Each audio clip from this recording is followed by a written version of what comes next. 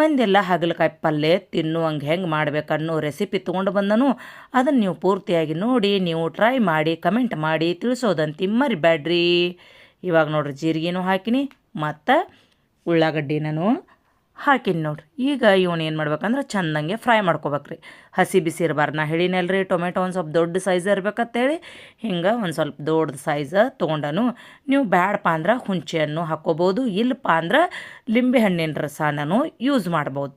ನಿಮಗೆ ಯಾವ್ದು ಇಷ್ಟ ಆಗ್ತತ್ಲೆ ಅದನ್ನು ಹುಳಿ ಯೂಸ್ ಮಾಡ್ಕೊರಿ. ಇವಾಗ ನಾನು ಅರ್ಶಿಣ ಪುಡಿ ಈಗ ಮೊದಲು ನೀರಾಗ ಅರ್ಶಿಣ ಪುಡಿ ಹಾಕೇನಿ, ಇಲ್ಲೂ ಹಾಕೇನಿ. ನೋಡ್ಕೊಂಡು ಅರ್ಶಿಣ ಪುಡಿ ಬಳಸ್ರಿ, ಯಾಕಂದ್ರೆ ಅದ ವಾಸನೆ ಆತಂದ್ರೆ ಮತ್ತು ಪಲ್ಯ ತಿನ್ನೋಕ್ಕಾಗಂಗಿಲ್ಲ.